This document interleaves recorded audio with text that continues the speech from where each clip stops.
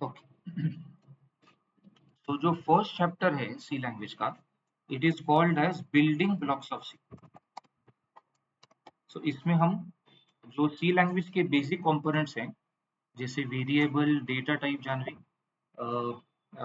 Input output statements, all this we are going to study in this chapter. तो before starting आप सभी को ये पता होना चाहिए वेदांत कि प्रोग्रामिंग लैंग्वेज क्या होता है। सो प्रोग्रामिंग लैंग्वेज का मीनिंग क्या होता है? Programming language is a software based language, और प्रोग्रामिंग लैंग्वेज का यूज करके we can make software application. ठीक है। So what is a software application? First of all, software application मतलब एनी एप्लीकेशन जो कंप्यूटर पे रन करता है, इन सिंपल वर्ड्स, और जो इनपुट डेटा लेगा और आउटपुट हमें रिटर्न करेगा। It will accept input from the user Abhishek and it will return output. ठीक है, उसे कहते हैं software application. So software application means what वेदा? एनी एप्लीकेशन जो यूजर से इनपुट लेता है और हमें आउटपुट रिटर्न करता है, कुछ आउटपुट जनरेट करता है। एक सिंपल एग्जांपल, स्कूल एप्लीकेशन। अगर मैंने स्कूल एप्लीकेशन बनाया जानवी, तो ये कौन सा इनपुट डेटा लेगा? Roll number, name of the student, name of student and the जानवी मार्क्स ना ऑफ एन सब्जेक्ट्स बराबर। तो ये सब उसका इनपुट डेटा हो गया। ये उस इनपुट डेटा को प्रोसेस करेगा पृथ्वीराज, और आउटपुट डेटा वो जनरेट करेगा, that is the report card of the student. So student का जो रिपोर्ट कार्ड है वो आपका आउटपुट डेटा होगा जानवी। और ये जो स्कूल एप्लीकेशन है ये एक सॉफ्टवेयर एप्लीकेशन का एग्जाम्पल है। वैसे बहुत सारे एग्जाम्पल हो सकते हैं अभिषेक, जैसे bank application, book shop application and show on. But किसी भी सॉफ्टवेयर एप्लीकेशन को बनाने के लिए हमें प्रोग्रामिंग लैंग्वेज की जरूरत पड़ती है बेटा। We need a programming language. तो प्रोग्रामिंग लैंग्वेज का मेन यूज क्या होता है? For generating software application. So ये जो मैं पॉइंट्स कह रहा हूँ ये मैं क्लास में टाइप भी करने वाला हूँ, तो आपको मेरे नोट्स के अलावा और कुछ जन भी रेफर करने की जरूरत है। So I will just write some important points here. So अगर आप चाहो तो मेरे साथ नोट्स बना सकते, नहीं तो मैं ये नोट्स भी बाद में अपलोड करने वाला हूँ गूगल ड्राइव, ओके, आपके रेफरेंस के लिए। सो software application, point number 1, it is a computer based application part, and it runs on the computer gripper. It works on two types of data push, input and output data. Input data is the data supplied as input for the application, and output is generated by the application. For example, a school application is example of software application with a, it accepts the input data, which is the name of the student, roll number, uh, marks of n subjects, etc., and generates the output data, which is the report card of the student.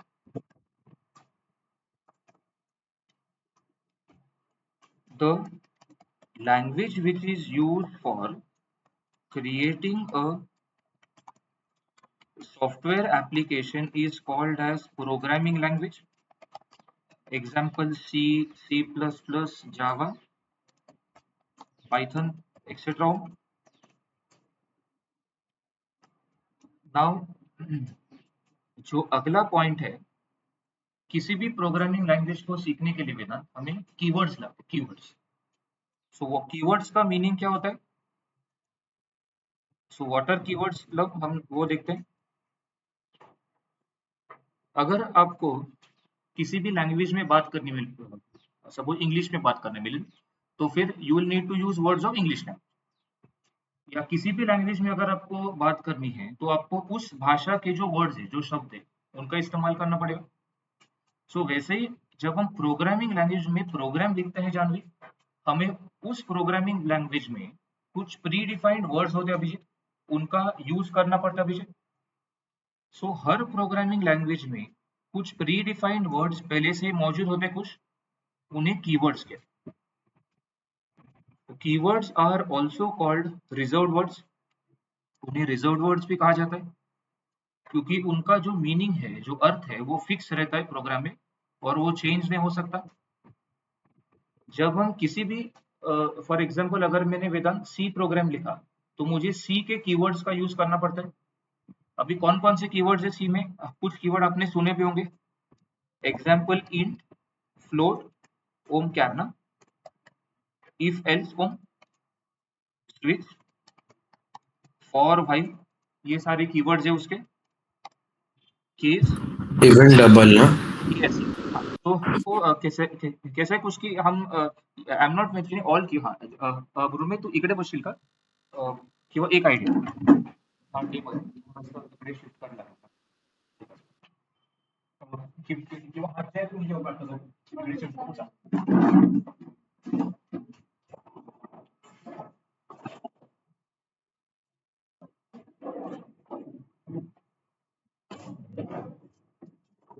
चल म्हणतो काय problem.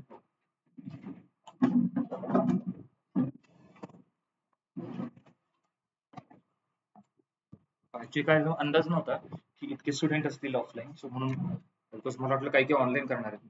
Okay, ठीक है। Okay, सो हाँ, सो जैसे तुमने कहा कुछ बराबर है, डबल भी है और भी कुछ डेटा टाइप्स हैं, जैसे अ, तो तुमने वो मेरे अंडर डेटा का स्ट्रक्चर में पढ़ा था, फॉर ना, फॉर व्हाइल, वो सब कीवर्ड्स होते हैं। तो और भी बहुत सारे कीवर्ड होते हैं, कुछ एडवांस भी कीवर्ड होते हैं, स्ट्रक्ट एंड यूनियन हो, बराबर, जो हमने डेटा स्ट्रक्चर में देखा था, एक्सेट्रा। सो ये और बहुत सारे कीवर्ड होते हैं सी में आयुष, बट कैसा है कि सी में कुल मिला के 32 कीवर्ड्स होते हैं, और अगर मुझे किसी भी सी, कोई भी सी प्रोग्राम लिखना है आयुष, तो मुझे सी के कीवर्ड्स का यूज करना पडतं बेटा.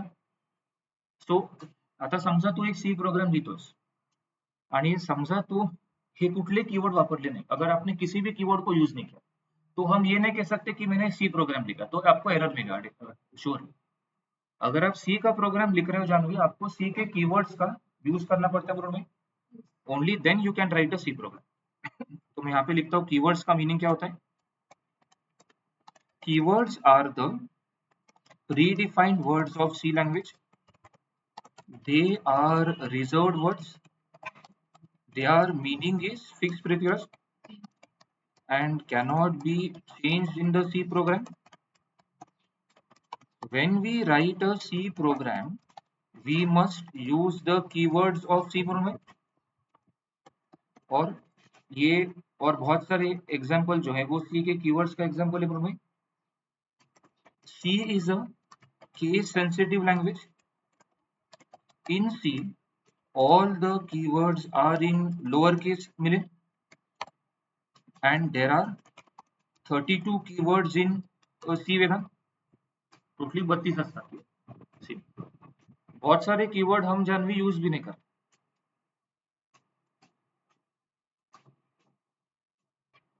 बहुत सारे जो कीवर्ड होते हैं वो ऐसे ही होते हैं, मतलब कुछ कुल मिला के 7-8 ऐसे कीवर्ड्स होते हैं जिनका यूज नहीं होता ज्यादा, बट जो इंपॉर्टेंट कीवर्ड्स अभी जो मैंने मेंशन किए हैं कीवर्ड्स, वो सबसे इंपॉर्टेंट कीवर्ड्स अभी से, उनको हम डेफिनेटली यूज करेंगे प्रोग्राम में. हाँ, इनके अलावा भी बहुत सारे इंपॉर्टेंट है जो मैंने यहाँ पर मेंशन नहीं किया है, बट इनका भी हम इस्तेमाल करने वाले हैं. तो अभी के लिए ये बहुत सारे कीवर्ड्स आपको सिर्फ नाम से आपने सुना होगा कि फॉर होता है, व्हाइल होता है, बट इसका जो एक्चुअल यूज है बेटा, वो हम प्रैक्टिकली देखने वाले. हर नए चैप्टर में हम एक नए सेट ऑफ कीवर्ड्स पढ़ने वाले हैं आज, ठीक है. ओके,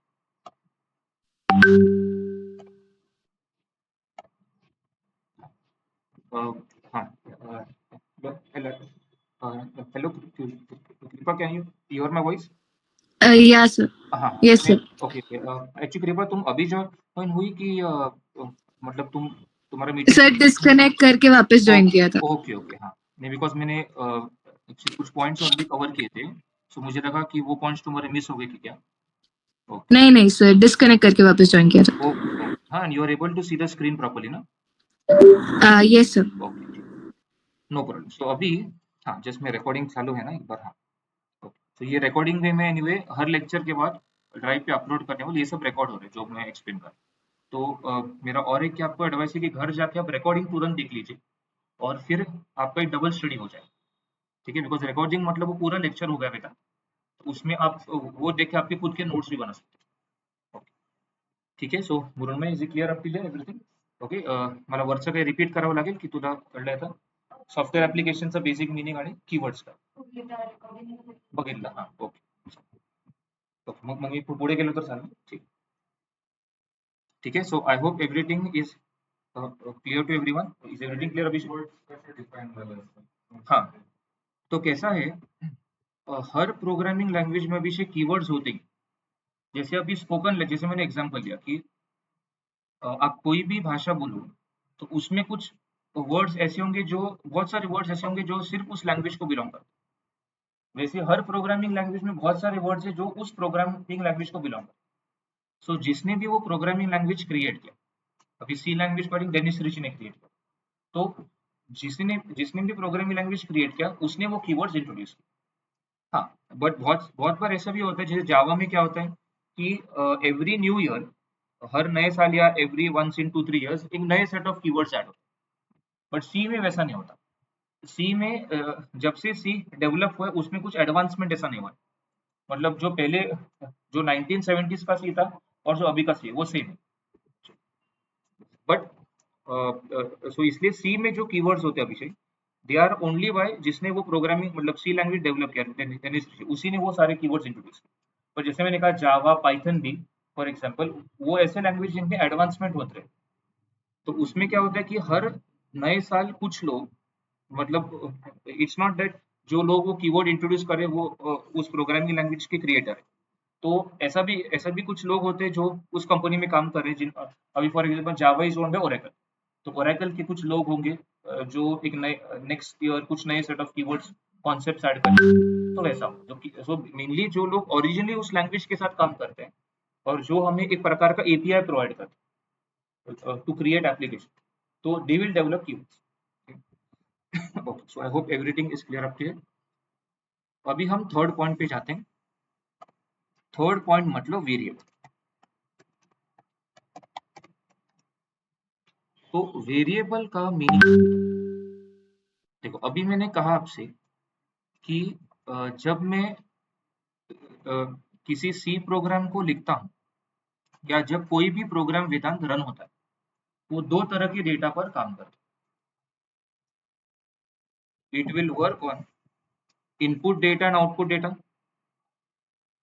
इनपुट डेटा मीन्स जो डेटा हम एज इनपुट सेंड करते हैं एप्लीकेशन को उसे इनपुट डेटा कहते हैं और आउटपुट डेटा का मीनिंग क्या होता है जानवी जो डेटा एज आउटपुट जनरेट होता है उसे आउटपुट डेटा कहते हैं तो इनपुट और output data million it is stored where tell me in RAM memory जब प्रोग्राम रन हो रहा है रैम मेमोरी नाम का एक कॉन्सेप्ट होता है जानवी उसे रैंडम एक्सेस मेमोरी कहते हैं बेटा रैम मेमोरी का जो डेटा है वो इरेज होता है एक एग्जांपल लेता हूं अगर मैंने यहाँ पर कुछ टाइप किया था ऐसे कुछ टाइप किया अभी के लिए और अभी मैंने इसको क्लोज किया और डोंट सेव किया तो अभी मैं वापस से अगर ये चेक करने की कोशिश या हार्ड डिस्क पे कहीं पे चेक करने की कोशिश करता हूँ कि ये फाइल है कि नहीं तो वो मुझे नहीं मिलेगा क्यों बिकॉज कैसा है कि वो डेटा रैम में स्टोर हुआ आप जब किसी भी फाइल को सेव करते हो सो जब आप सेव करते हो प्रणव तो वो हार्ड डिस्क पे सेव होता है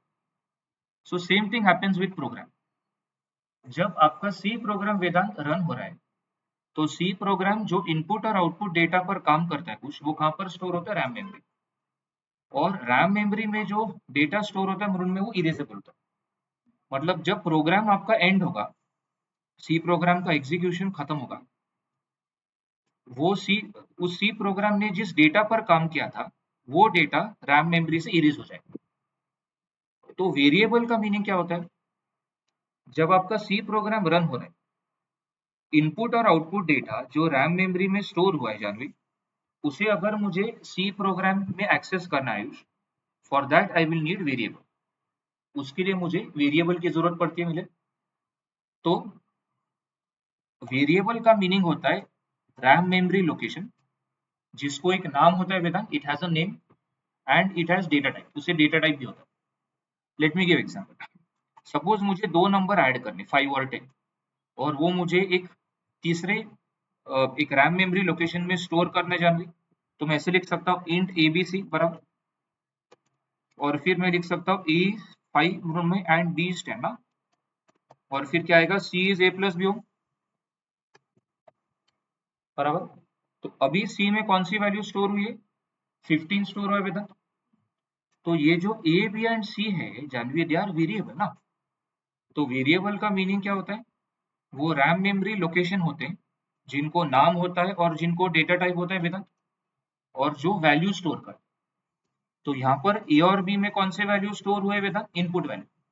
और सी में कौन सी वैल्यू स्टोर हो अभिषेक? आउटपुट वैल्यू बराबर। सी मध्ये आउटपुट वैल्यू स्टोर, तो सी की वैल्यू 15 है।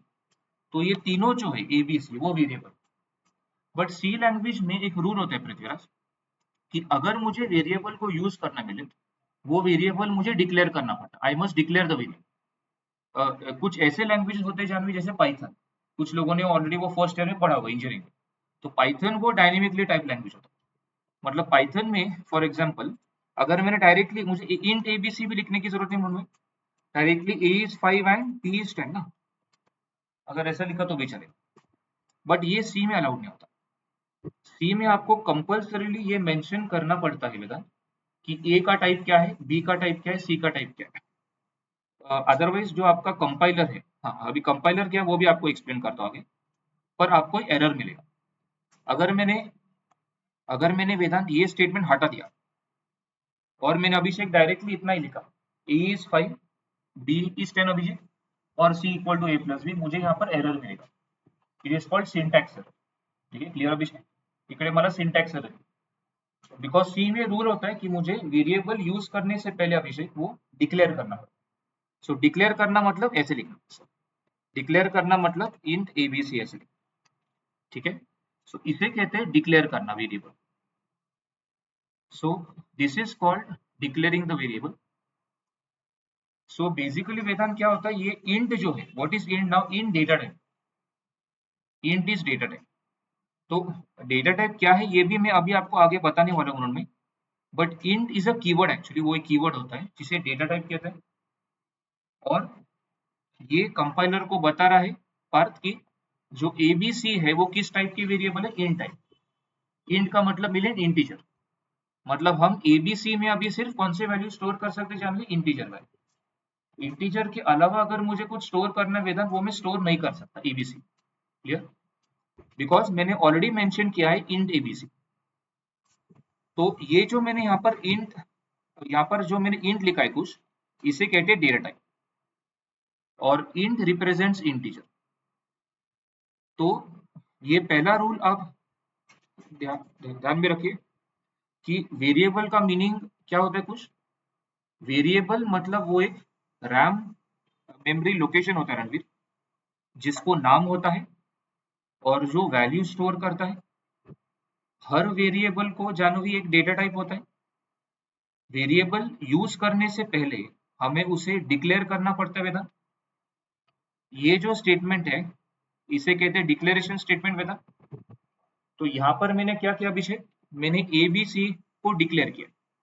डिक्लेयर किया मतलब क्या, मैंने मेंशन किया है कि इन तीनों वेरिएबल्स का टाइप क्या। क्लियर अभिषेक? इंट। सो अभी अगर मैंने फ्लोट वैल्यू डालने की कोशिश की, तो b इक्वल टू 10.9 किया उन्होंने, तो यहाँ पर कुछ स्टूडेंट्स को लग सकता है कि हाँ सर यहाँ पर आपको एरर मिलेगा, बिकॉज मैंने इंट लिखा है पर मैंने यहाँ पर पॉइंट की वैल्यू डालने की कोशिश की। बट यहाँ पर मैं आपको बताना चाहूंगा कि यहाँ पर मुझे एरर नहीं मिलेगा। कंपाइलर क्या करता है, basic compiler means what? Compiler means Abhishek जो हमारा प्रोग्राम रन करता है, जो हमारा सी प्रोग्राम रन करता है, वो आपके सी का जो सॉफ्टवेयर है उसका वो हिस्सा होता है, उसे कंपाइलर कहते हैं। It will run the program. ठीक है, तो जो कंपाइलर है सी कंपाइलर, वो 10.9 को कृपा क्या करता है 10 में कन्वर्ट करेगा. सो इकडे मिलियन काय होईल 10.9 10 मध्ये कन्वर्ट होईल. It will not give error. अगर ये जावा होता तो मुझे एरर आता, बिकॉज जावा में वो रूल जरा स्ट्रिक्ट होते, बट सी में वो क्या करता है ऑटोमेटिक टाइप कास्टिंग करता है. सो 10.9 को 10 में कन्वर्ट करेंगे, ये स्टेटमेंट 10.9 को रणवीर 10 में कन्वर्ट करेगा, तो बी में कौन सी वैल्यू स्टोर होगी 10 स्टोर. आपके मन में और एक सवाल होगा कि बी में 11 स्टोर होगा क्या, बिकॉज वो उसका राउंड अप करेगा क्या, तो it will not round up. Compiler round up नहीं करता, वो डायरेक्टली डेसिमल पॉइंट के बाद जो पार्ट है वेदांत उसे रिमूव करता. म्हणजे तो 10.9 मधलं 0.9 रिमूव करेल वेदांत, ठीक है ना. आणि 10.9 में से 0.9 रिमूव करने के बाद पृथ्वीराज 10 बचता है, और बी में कौन सी वैल्यू स्टोर होगी वेदांत 10 स्टोर. सो अभी बी की वैल्यू 10 होगी, ठीक है, मतलब 10.9 नहीं स्टोर होगा 10 स्टोर. अगर मैंने इसे फ्लोट किया फ्लोट, तो अभी मुझे एरर नहीं आएगा, ठीक है. मतलब हाँ, अगर मैंने इंट भी किया तो मुझे एरर नहीं आता है, वो 10 स्टोर करता है. बट अभी जब मैं फ्लोट करता हूँ तो ए में कौन सी वैल्यू स्टोर होगी मृण्मयी 5.0 ना, और बी में 10.9 होगा, बिकॉज ये जो 5 है वेदांत वो पॉइंट में कन्वर्ट होगा, बिकॉज इसका टाइप फ्लोट है. What is float? फ्लोट जिसे मैथमेटिक्स में रैशनल नंबर कहते हैं मृण्मयी, उसमें आप डेसिमल पॉइंट के वैल्यूज भी स्टोर कर सकते हो लोग. तो फ्लोट के अंदर इंटीजर भी आता है, जिसे मैथ्स में आपने पढ़ा होगा बेटा.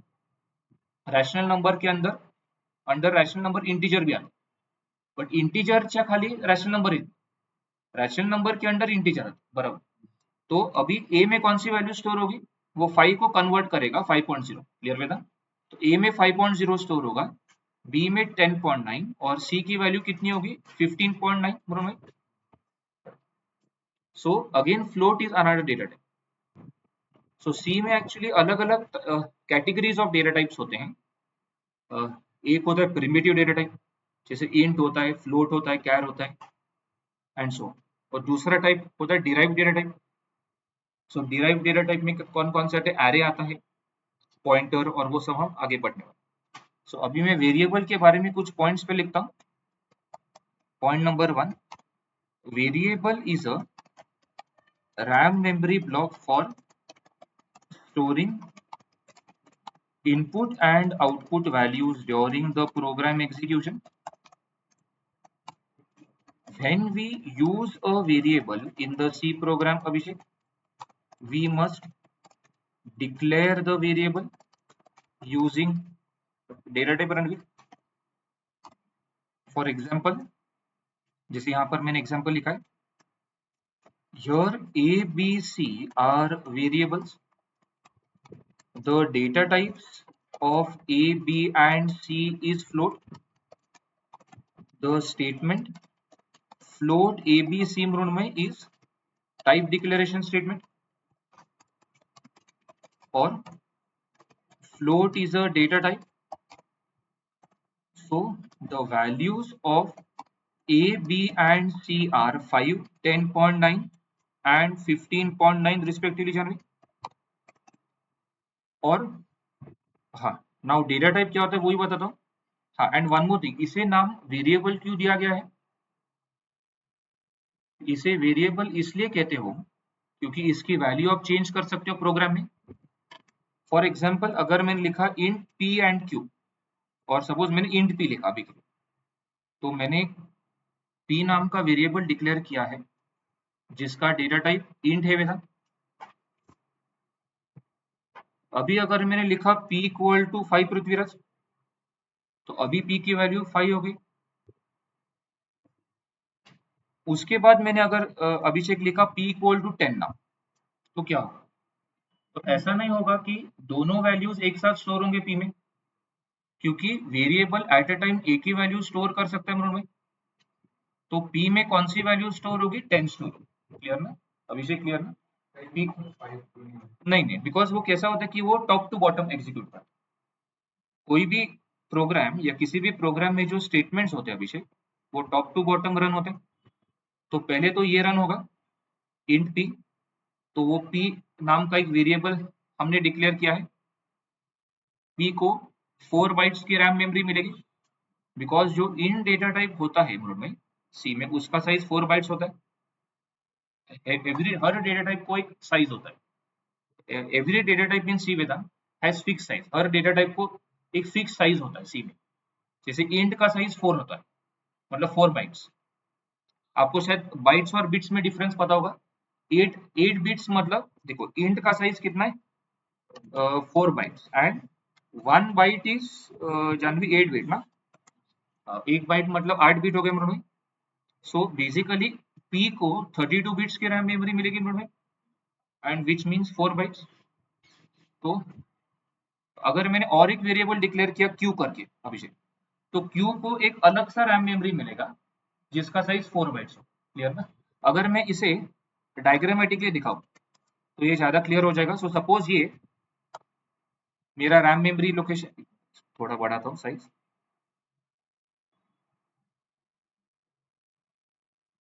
हाँ, सो सपोज ये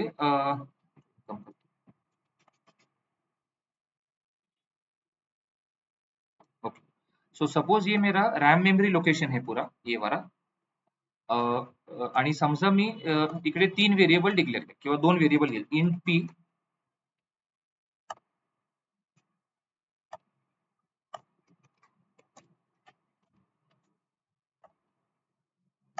हाँ, सो सपोज में लिखा इंट पी कॉमा क्यू। तो क्या होगा, देखो ये आपका रैम मेमोरी है, तो एक 4 बाइट्स का रैम मेमोरी एरिया पी को एलोकेट होगा जानवी, और एक 4 बाइट्स का रैम मेमोरी एरिया में क्यू के लिए। तो वो कहीं पे भी रैम मेमोरी में एलोकेट हो सकता है। सो ये आपका रैम मेमोरी है पूरा, रैम मेमोरी, और this is the RAM memory for which variable, P variable. So ये 4 बाइट्स का रैम मेमोरी फॉर पी है, और ये 4 बाइट्स का रैम मेमोरी क्यू के लिए, 4 bytes RAM for Q.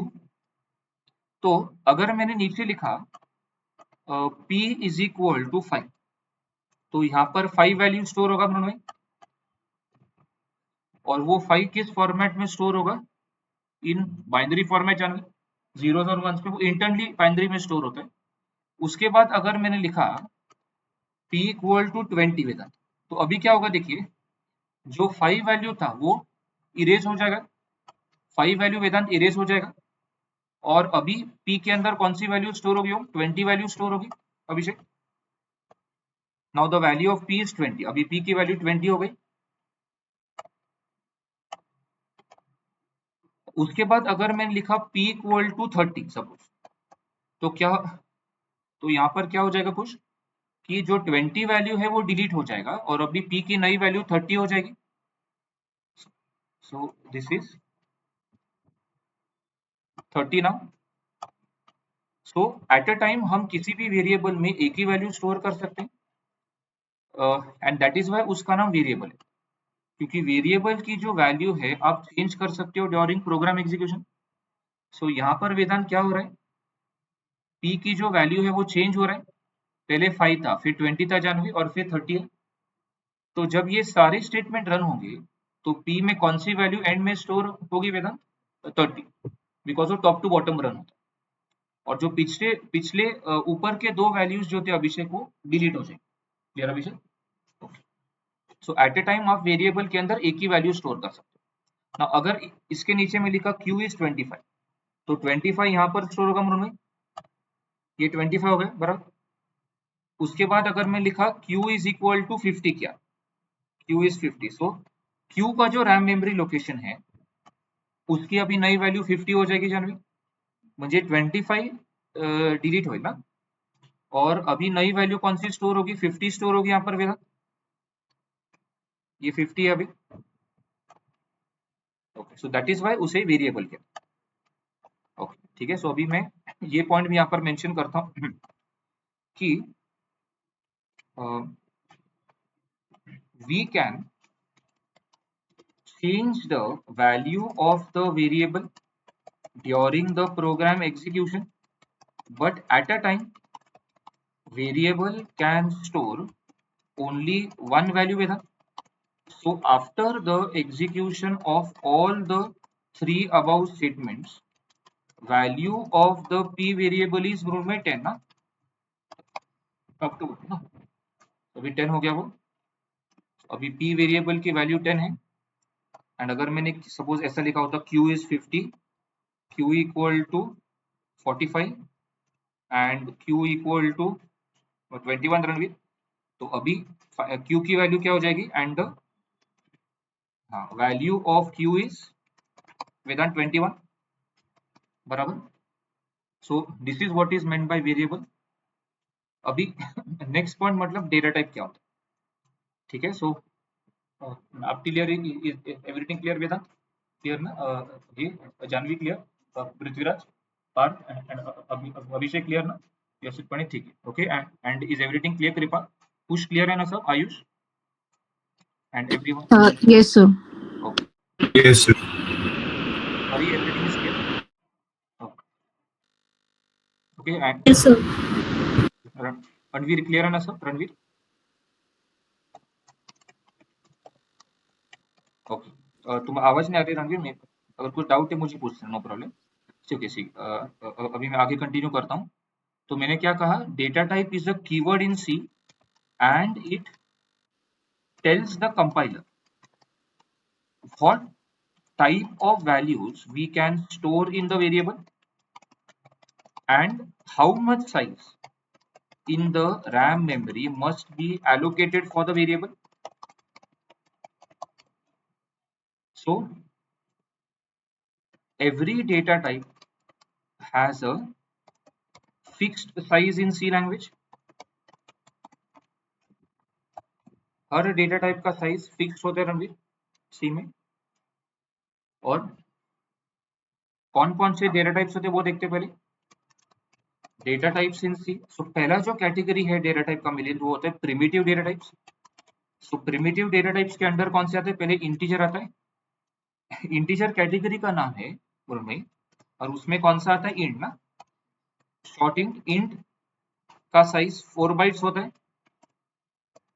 Short int का साइज 2 बाइट्स होता है वेदांत, लॉन्ग इंट का साइज भी 4 बाइट्स होता है, मतलब इंट और लॉन्ग इंट का साइज सेम है। सो एक्चुअली अगर आपने इंट यूज किया या लॉन्ग इंट यूज किया कुछ फर्क नहीं पड़ता, ठीक है। सो ये ऐसे एक्स्ट्रा डेटा टाइप है लॉन्ग इंट करके। सर लॉन्ग इंट और शॉर्ट इंट एक और डेटा टाइप है क्या, मतलब हाँ टाइप ऑफ डेटा टाइप?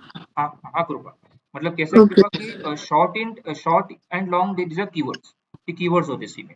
तो इंट अलग ओके, डेटा टाइप होता है, शॉर्ट इंट अलग होता है, लॉन्ग इंट अलग होता है। हाँ बस तो शॉर्ट इंट में कौन सी वैल्यू स्टोर कर सकते हैं, मतलब सब भी स्टोर कर सकते हैं या कोई उसका रिस्ट्रिक्शन है? हाँ। सो एक्चुअली देखिए सुन, मुझे यहाँ पर और एक पॉइंट आपसे कहना था कि हर डेटा टाइप का जो साइज है डिपेंडिंग ऑन दैट आप एक पर्टिकुलर रेंज ऑफ वैल्यूज उसमें स्टोर कर सकते हो। मतलब अभी फॉर एग्जांपल मुझे 100 मेरे पास एक क्लासरूम है और वेदांत उस क्लासरूम में 100 स्टूडेंट्स है, 100 स्टूडेंट्स, और मुझे उन स्टूडेंट्स का रोल नंबर स्टोर करना है मनोज। तो अगर मैंने इंट रोल नंबर लिखा तो it will not give error, वो मुझे एरर नहीं देगा। बट यहाँ पर अननेसेसरली रैम मेमोरी वेस्ट हुआ जाने, बिकॉज मुझे सिर्फ 1 to 100 वैल्यू स्टोर करने हैं और उसके लिए अगर मैंने इंट लिखा तो उसका साइज 4 बाइट्स हो। तो अगर मैंने इंट के बदले वेदांत शॉर्ट इंट लिखा तो क्या होगा, मेरे 2 बाइट सेव होंगे रैम मेमोरी के। मतलब बिकॉज शॉर्ट इंट का जो साइज होता है वो 2 बाइट्स होता है, और बिकॉज उसका साइज 2 बाइट्स होता है उसका जो रेंज है वो भी कम होता है। तो शॉर्ट इंट का जनरली जो रेंज होता है मिलियन वो होता है -3 to 7682 +3 to 767 मिलियन। इस रेंज में जो वैल्यूज हैं आप इसमें स्टोर कर सकते हो, ठीक है। और इंट का होता है कुछ 65 -655 362। हाँ बट मुझे यहाँ पर और एक ऐड करना था कि ये जो रेंज है मुरमई, आपको ये रेंज ध्यान में रखने की जरूरत है।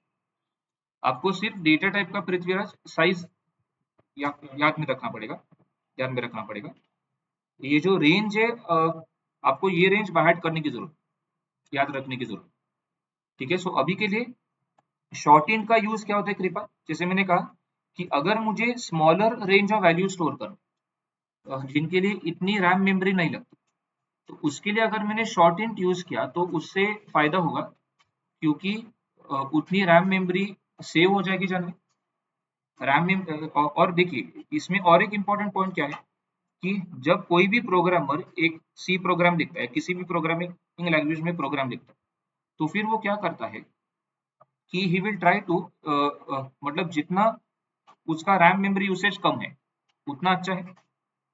सो बिकॉज कैसा है कि आपका जो सी प्रोग्राम है वेदांत, अगर उसने कम रैम मेमोरी यूज किया तो फिर आपका प्रोग्राम ज्यादा एफिशिएंट हो जाता है।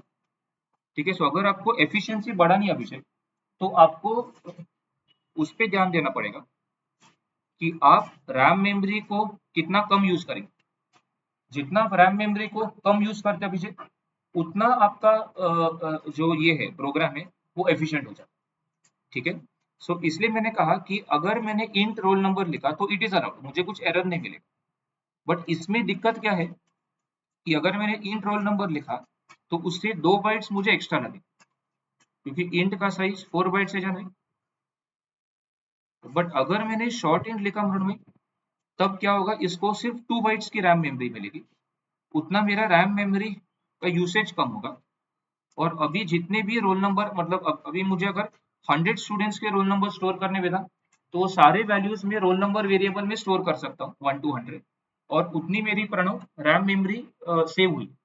बरोबर, म्हणजे तितकं माझं रॅम मेमरी युसेज कमी झालं मेरे, बरोबर तसं. सो यहाँ पर मैं एक लिखता हूँ हाँ, एंड शॉर्ट इन मैंने पता लॉन्ग इन, उसके साथ साथ साइंड इन भी होता है. साइंड इन का साइज 4 बाइट्स है उन्होंने. हाँ, नाउ साइंड एंड अनसाइंड क्या होता है वो भी आपको एक्सप्लेन कर, डोंट वरी. बट पहले मैं ये सारे टाइप्स के नाम लिखता हूँ. अनसाइंड इन भी 4 बाइट्स होता है. फिर आता है साइंड शॉर्ट.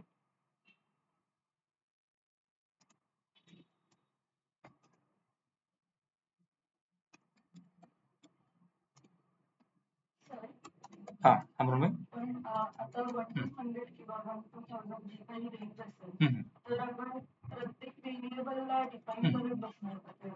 नाही नाही, कसे म्हणून भाई, ही जी रेंज आहे ही रेंज आधीच प्री डिफाइंड असते. ये जो रेंज है ये ऑलवेज प्री डिफाइंड होतं. मतलब सी लँग्वेज के अंदर, सी लँग्वेजच्या आतमध्ये ही आता मी जे रेंज तुला बोललो की -3 to 7682 +3 to 767 he pre defined range. तसं म्हणजे ही रेंज प्रोग्रामर डिफाइन नहीं करत. सो जिसने भी कि वो सी का कंपाइलर, सी का सॉफ्टवेयर क्रिएट किया है, वो रेंज ऑलरेडी स्पेसिफाई करता है. तो उसका रेंज फिक्स, मतलब अगर मैं इसे VS कोड पर रन कर रहा हूँ या ऑनलाइन कंपाइलर पर रन कर रहा हूँ, तो उसका रेंज हमेशा क्या रहेगा, -3 to 768 to +3 to 76. So that range is fixed. अच्छा, म्हणजे रेंजचा मीनिंग काय, रेंज का मीनिंग क्या होता है कि सिर्फ उसी रेंज के अंदर, मतलब -3 to 768 से लेके वेदांत +3 to 767 तक जितने वैल्यूज हैं, ओनली दोज वैल्यूज में शॉर्ट इंट वेरिएबल को असाइन कर सकते. अगर मैंने उसके बाहर वैल्यू डालने की कोशिश की, असाइन करने की कोशिश की अभिषेक, मुझे एरर मिली. मीन्स अगर मैंने फॉर एग्जाम्पल ऐसे लिखा शॉर्ट इंट ए लिखा, और अगर मैं लिखा 5 6 7 8 9 बराबर, तो अभी मुझे यहाँ पर मुरण में एरर मिला, बिकॉज ये शॉर्ट इंट के रेंज के बाहर है. उसका रेंज क्या था, -3 to 768 ना, तो +3 to 7, और ये रेंज से ग्रेटर. इवन अगर रेंज से कम है, अगर ये माइनस भी होता तब भी मुझे एरर रहेगा अभिषेक, बिकॉज वो -3 to 768 से वो कम है, बराबर ना. So it should be in the range, मतलब -3 to 768 2 +3 to 767 जो रेंज है उसके अंदर, जो मतलब starting from that to that end value, जितने भी वैल्यूज है वो सारे वैल्यूज आप शॉर्ट इंट वेरिएबल को असाइन कर सकते. Clear Abhishek? Okay Vedant, clear ना? ओके जानवी, ठीक, ओके. तो ये एक बहुत इंपॉर्टेंट पॉइंट है, और जैसे मैंने कहा रेंज को आपको ध्यान में रखने की जरूरत है. हाँ, कुछ वर्स्ट सिचुएशन में कभी कभी आपको आप ऐसा, मतलब ऐसा हो सकता है रूम में कि आप जो वैल्यू, जैसे अभी मैंने बताया, आप जो वैल्यू डालोगे वो शायद रेंज के बाहर होगा. But then in that case जब आउटपुट मिलेगा, आपको तुरंत ये समझ में आएगा कि वो वैल्यू रेंज के बाहर है, बिकॉज वो फिर आउटपुट कुछ इनवैलिड है. ठीक है. हाँ, अभी मैं एक्सप्लेन करता हूँ ये साइंड क्या होता है. पहले यहाँ पर साइंड लॉन्ग इंट लिखना पड़ेगा. सो what is meant bye signed और अनसाइंड, दोनों में डिफरेंस क्या होता है और दोनों का मीनिंग क्या होता है. तो साइंड का मीनिंग क्या है, अगर मैंने वेरिएबल को विदाउट साइन लिया तो आप उसमें दोनों तरह के वैल्यू स्टोर कर सकते हो, पॉजिटिव एंड नेगेटिव दोनों. सो साइंड का मीनिंग क्या होता है, साइंड का मीनिंग होता है कुछ कि आप दोनों पॉजिटिव एंड नेगेटिव वैल्यूज उस वेरिएबल को असाइन कर सकते हो रणवीर. सो फॉर एग्जांपल अगर मैं लिखा साइंड इन टेप, मतलब अभी मैं, मतलब इसमें नेगेटिव वैल्यू भी स्टोर कर सकता हूँ, पॉजिटिव वैल्यू भी स्टोर कर सकता हूँ, एनी वैल्यूज है। अगर मैंने अनसाइंड लिखा, अगर मैंने में अनसाइंड लिखा तो इसका मीनिंग क्या, ओनली पॉजिटिव। मतलब अगर मैं लिखा n इज 100 तो ये चलेगा। हाँ, यस यस करेक्ट, हाँ बराबर। सो यहाँ पर एक चेंज करना रह गया था, साइंड लॉन्ग इंट और अनसाइंड लॉन्ग इंट का 4 बाइट्स, ठीक है। हाँ, और एक्चुअली कैसा है देखो, ये जो साइज होते हैं ये आपके कंपाइलर मतलब सॉफ्टवेयर पे बेस्ड होते हैं। जो सी लैंग्वेज का ओल्ड सॉफ्टवेयर था जिसका नाम टर्बो सी था, सो टर्बो सी पे एक्चुअली कैसा है कि टर्बो सी पे अभिषेक इंट का 2 बाइट्स होता है, शॉर्ट इंट का 1 बाइट होता है। मतलब ये जो मैंने साइज लिखा है ये हाफ हाफ से कम होता है। सो अगर टर्बो सी पे अपने रन किया, सो फिर क्या होता है, ये सारे साइजेस हाफ हाफ से कम होतात. पण टर्बो सी अभिषेक एक सॉफ्टवेअर आहे सी साठी. तसं फक्त टर्बो सी सॉफ्टवेअर नव्हतं, बरेच सॉफ्टवेअर असतात. कोड ब्लॉक्स नावाचं पण असतं सॉफ्टवेअर, व्हिज्युअल स्टुडिओ कोड तसं.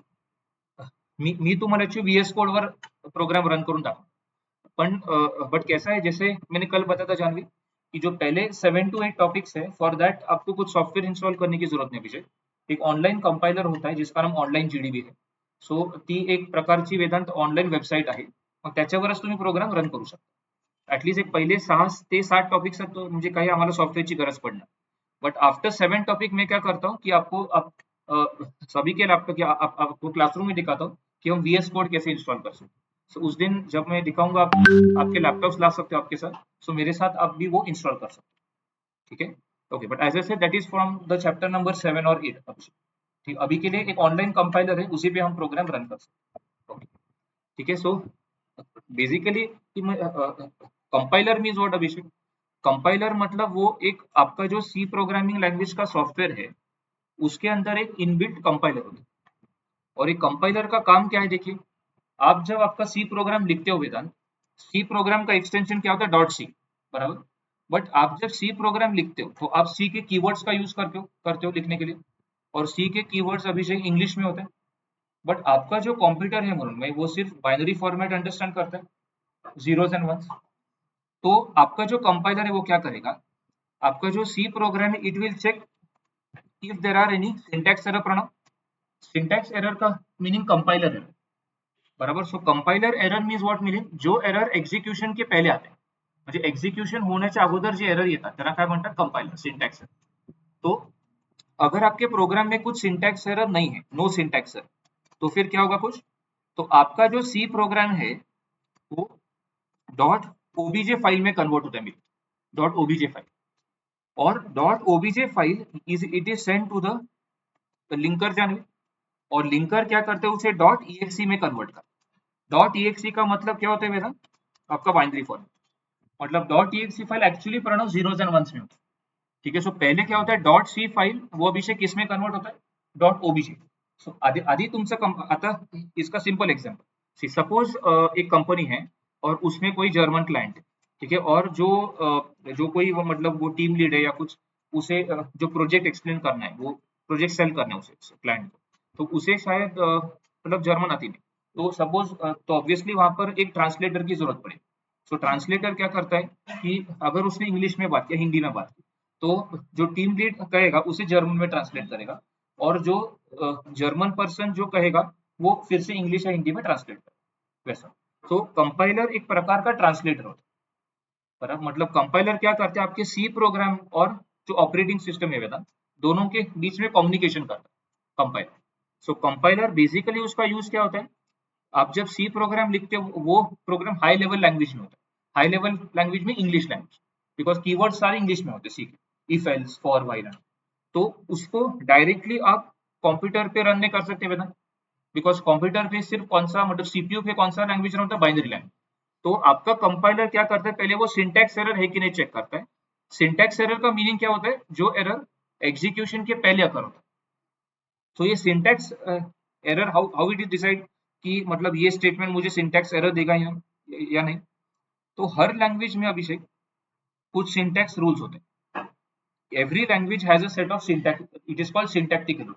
जैसे इंग्लिश में या हिंदी में या किसी भी लैंग्वेज में ग्रामर होता है, ग्रामर. सो ग्रामर क्या कहता है कि अभी अभी फॉर एग्जांपल किसी को कहना है कि my name is so and so, और अगर उसने कहा my is name so and so, so वो जो व्यक्ति है उसने क्या किया, उसने इंग्लिश के वर्ड्स का यूज किया, बट प्रॉब्लम क्या हुआ वेदांत कि उसने ग्रामर गलत यूज किया।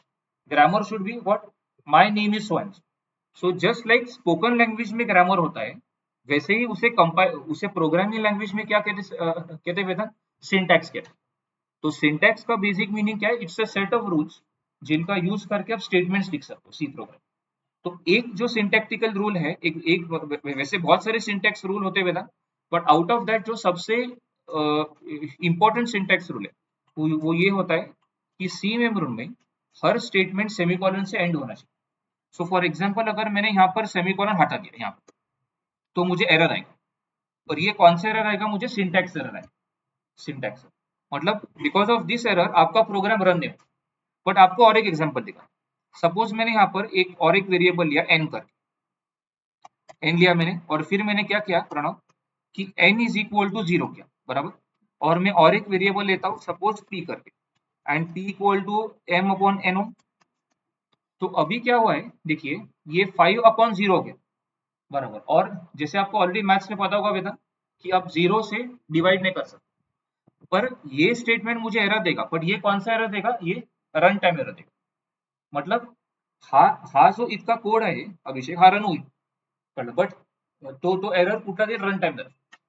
So this error is called Abhishek run time. मतलब जब आपका प्रोग्राम रन होगा तब मुझे एरर मिलेगा, जो 5/0। सो that is called run time. So run time error अलग होता है, सिंटैक्स एरर अलग। क्लियर अभिषेक? सिंटैक्स एरर मतलब बिकॉज ऑफ सिंटैक्स एरर विधान आपका प्रोग्राम विल नॉट रन, मतलब आपका प्रोग्राम रन नहीं हो। सो जिस एरर की वजह से पृथ्वीराज आपका प्रोग्राम रन नहीं हो, उसे क्या कहते हैं, सिंटैक्स एरर। और जो एरर रन टाइम पे अकर होता है उसे रन टाइम एरर। सो ये एक रन टाइम एरर। नाही नाही, म्हणजे रन टाइम एरर म्हणजे हा कोड जेव्हा मी रन करणार हा रन होईल, पण रन टाइमला एरर येईल तसं। सो दैट इज कॉल्ड। एंड मैं और एक एग्जांपल रन टाइम एरर। सो और एक एग्जांपल क्या रन टाइम एरर का, कि सपोज मुझे अगर मैंने m इक्वल टू भी 10 लिखा, हाँ, और मुझे क्या करना है, m और n को सपोज एडिशन करना है, बट मैंने गलती से एडिशन के बदले ये लिखा, ये फॉरवर्ड स्लैश मतलब डिवीजन होता है अभिषेक, डिवीजन। सो यहाँ पर मेरा कोड रन होगा, यहाँ पर मेरे सारे स्टेटमेंट्स वेदांत रन होंगे, बट मुझे आउटपुट क्या मिल रहा है, मुझे डिवीजन मिल रहा है। और मुझे क्या करना था प्रोग्राम में, एडिशन। तो ये भी एक प्रकार का run time error. So run time error means what Abhishek, जो एरर रन टाइम ला करो, जो एरर रन टाइम पे अकर होता है उसे कहते हैं रन टाइम एरर। ठीक है, मीन्स इसका सिंपल एग्जांपल, अगर मुझे एक दुकान से कुछ सामान खरीदना है, और अगर मुझे उस दुकान का पता नहीं मिला, तो फिर वो कौन सा एरर, अगर मैं उस दुकान तक पहुंच ही नहीं सकता, तो आप उसे as a compiler error consider कर सकते। बट अगर मैं उस दुकान में गया और अगर मुझे घर पे कहा था कि मुझे कुछ साबुन खरीदना है, पर मैंने साबुन के बदले टूथपेस्ट खरीदा, तो वो कौन सा एरर हुआ, रन टाइम वैसा। तो वैसे ही ये जो अगर मैंने सेमीकोलन निकाल दिया यहाँ से, तो ये सिंटैक्स एरर हो गया, मतलब इसकी वजह से आपका कोड रन नहीं होगा, म्हणजे रनच होणार नाही तसं। आणि हा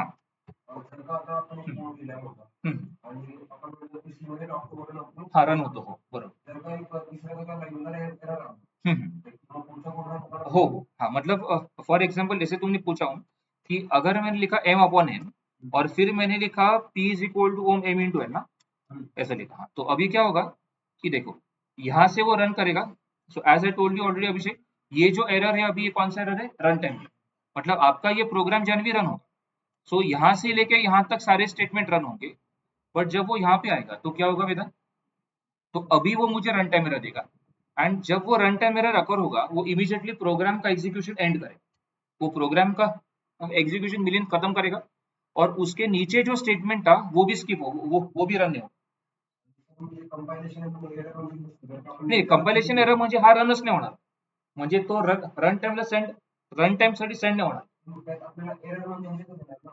कशा नहीं नहीं, बट कंपाइलेशन एरर में एक मिनट मैं आपको दिखाता हूँ, आई will just run this statement practically और आपको दिखाता हूँ। तो मैं इसको ऑनलाइन जीडीबी पे आपको रन करके दिखाता हूँ, तो फिर आपको एग्जैक्टली हाँ, एक मिनट, किसी को कुछ डाउट था क्या, ऑनलाइन अटेंड करें। ओके ठीक है, सो मैं क्या करता हूँ कि मैं ऑनलाइन कंपाइलर पे इसे रन करके दिखाता हूँ आपको। सो बेसिकली कैसा है कि प्रैक्टिकली देखा तो आपको दोनों में प्रॉपर डिफरेंस समझ में। देखो अभी मैंने लिखा signed int m n p, m is -5 and um n is 0 ना, and p is m upon n oh and p है। तो अभी मैं क्या करता हूँ, अभी के लिए मैं प्रिंट एफ, अभी ये प्रिंट एफ और सब क्या वो आगे बताने वाला, बट अभी के लिए मुझे जस्ट रन करना है। मैं अभी के लिए पी प्रिंट करता हूँ। तो एक्चुअली क्या होना चाहिए पी में, वो मल्टीप्लीकेशन प्रिंट होना चाहिए में, पर एक्चुअली वो क्या करेगा, देखो आउटपुट क्या करेगी। देखो उसने प्रोग्राम को एंड किया, उसने कुछ भी प्रिंट नहीं किया, बिकॉज क्या वो एम अपॉन एन जो है वो 5/0 हो गया ना, और अपॉन 0 मतलब वो रन टाइम एरर। सो जब वो रन टाइम एरर अकर होता है अभिषेक, तो क्या होता है कि उसके नीचे जितने भी स्टेटमेंट है वो स्किप हो जाते, म्हणजे ते रन नाही होणार, कळलं अभिषेक? म्हणजे आता काय झालं बघ, क्या हुआ यहाँ पर वेदांत, कि यहाँ से लेके यहाँ तक उसने, हाँ बट मैं और एक करता हूँ, देखो इसका ऑर्डर चेंज करता हूँ, मैं इसको कट करके ऊपर डालता हूँ। So, अभी क्या होगा, जस्ट इसका पहले आउटपुट एनालाइज कीजिए, अभी क्या आना चाहिए आउटपुट इसका। तो अभी देखो अगर आपने इंटू 0 किया तो कुछ प्रॉब्लम नहीं, आप जीरो से वेदन मल्टीप्लाई कर सकते। तो पहले 0 प्रिंट होगा बराबर हे मिलित, और फिर नीचे वो आएगा और फिर ये रन टाइम है। तो यहाँ पर क्या हुआ अभिषेक, पहले उसने आउटपुट प्रिंट किया और फिर वो एरर है, बट फिर भी ये आउटपुट प्रिंट होगा, कळलं मैंने? सो आता आउटपुट 0 येईल। एक उसने एक मिनट इसको कमेंट करता हूँ, तो जनरली वैसा होना चाहिए। ओके अभी 0 प्रिंट कर रहा है, बट अगर मैंने ओके सो यहाँ पर अभी वो कुछ प्रिंट नहीं कर रहा है। सो आई थिंक इसका मीनिंग क्या है कि जब आपका प्रोग्राम रन होता है, अगर किसी भी स्टेटमेंट में रन टाइम एरर हो, तो इसका मतलब क्या है कि वो पूरा आउटपुट दिखाता नहीं। अच्छा सो मुझे मुझे भी एक्चुअली क्या लगा कि बिकॉज वो टॉप टू बॉटम रन हो रहा है वेदन, तो पहले इतना आउटपुट प्रिंट होगा और फिर ये स्टेटमेंट मुझे एरर दे रहा है, तो ये स्टेटमेंट स्किप होगा। बट उसने क्या किया अभिषेक, ये भी प्रिंट नहीं किया बराबर। सो एक्चुअली इसका मीनिंग क्या होता है कि अगर आपके स्टेटमेंट, अगर आपके प्रोग्राम में एक भी स्टेटमेंट रन टाइम एरर दे रहा है, इवन अगर वो बाद में भी आता है, बट वो पूरे प्रोग्राम का आउटपुट नहीं दिखाता वैसा है। हाँ और अभी मैं आपको सिंटैक्स एरर दिखाता हूँ। so, अभी जैसे मैंने कहा यहाँ पर अगर मैंने ओम सेमीकोलन निकाल दिया और अगर रन किया, तो अभी ये रन भी नहीं होगा, एटलीस्ट यहाँ पर ये रन हुआ है। द फैक्ट दैट यहाँ पर मुझे कुछ एरर नहीं अभिषेक, मतलब this program has execute, but कुछ कुछ आउटपुट प्रिंट नहीं हुआ अभिषेक, मतलब मुझे रन टाइम एरर। अभी देखो अगर मैंने इसे रन किया तो मुझे सिंटैक्स एरर मिलेगा, आया ना सिंटैक्स एरर। सो ये जो एरर है वेदांत, इसे सिंटैक्स एरर। सो ये जो उसने रेड कलर में दिखाया है Janvi, this is called syntax. So because of syntax error आपका प्रोग्राम रन नहीं हो, ठीक है? Okay so clear Vedant? हाँ हम्म. नाही जर काय रन टाइम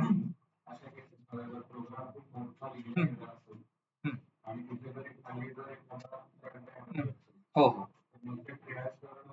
हो हो ते थोडं, पण ते हो, पण ते ऍक्च्युली कसं म्हणजे जनरली कसं असतं ऍटलीस्ट जावामध्ये तरी, म्हणजे जरी एक स्टेटमेंट एरर दिलं, पण जोपर्यंत तो एरर येत नाही तो रन करतो. पण आय डोंट नो तो इकडे काय, कारण मला पण ऍक्च्युली वाटलं तो आधी 0 प्रिंट करेल आणि मग तो हे देईल रन टाइम एरर देईल. पण आता त्यांनी, हा म्हणजे मला पण ते आश्चर्य वाटते की त्यांनी काय केलं, तो पूर्णच कोड रन नाही केला तसं. सो मे बी तो मग म्हणजे और हाँ, और कभी कभी क्या होता है अभिषेक कि एक्चुअली ऑनलाइन जीडीबी के में कुछ रूल्स थोड़े चेंज होते, कुछ मतलब not all the rule but कुछ मतलब एग्जीक्यूशन का technique. So may be online GDB पर ये कोई ऐसा होता होगा कि अगर एक भी स्टेटमेंट ने रन टाइम एरर दिया तो पूरे प्रोग्राम का आउटपुट नहीं दिखा, ऐसा कुछ होता होगा, ठीक है? But as of now just आप ध्यान में रखिए कि रन टाइम एरर का मतलब क्या होता है कि जो एरर रन टाइम पे अगर होता है, आपका प्रोग्राम रन होगा विधान, but at run time it will not show, उसे रन टाइम एरर कहते हैं। और कंपाइलर एरर मतलब ये कि अगर मैंने फॉर एग्जांपल सेमीकोलन निकाल दिया, तो ये एक जैसे इंग्लिश में ग्रामेटिकल एरर होता है, तो वैसे ही यहाँ पर सिंटैक्स एरर। हाँ सिंटैक्स हो, मतलब अगर आपने वो रूल फॉलो नहीं किए, हर स्टेटमेंट को लिखने के लिए कुछ रूल्स होते हैं, तो अगर आपने वो रूल्स प्रॉपर्ली फॉलो नहीं किया अभिषेक, तो वो कौन सा एरर है? सिंटैक्स। जैसे एग्जांपल दिया, इंग्लिश में ग्रामर उसे कहते हैं, इंग्लिश हिंदी किसी भी लैंग्वेज। और देखो और एक सिंटैक्स एरर, अगर मैंने ये p equal to m into n में अगर इसके बदले ऐसा लिखा m into n equal to p ना, तो ये भी मुझे क्या देगा, सिंटैक्स एरर देगा। बिकॉज कैसा होना चाहिए, ये जो जिस वेरिएबल को आप वैल्यू असाइन करे हुए था, तो उस वेरिएबल का जो नाम है वो लेफ्ट को आना चाहिए वेदांत, और राइट को वो एक्सप्रेशन आना चाहिए जानवी। तो actually I should write it as p equal to m into n, but मैंने क्या लिखा है Vedant, m into n equal to p, तो ये गलत हो गया। बराबर अभिषेक? तो यहाँ पर भी मुझे मोस्टली सिंटैक्स एरर मिलेगा। देखिए सिंटैक्स एरर आया ना, उसने सिंटैक्स एरर क्या दिया Abhishek, L value required. L value required का मीनिंग क्या है कि ये एक्चुअली लेफ्ट को होना चाहिए था p इक्वल टू, और राइट को m इंटू एन होना चाहिए। क्लियर ना? हाँ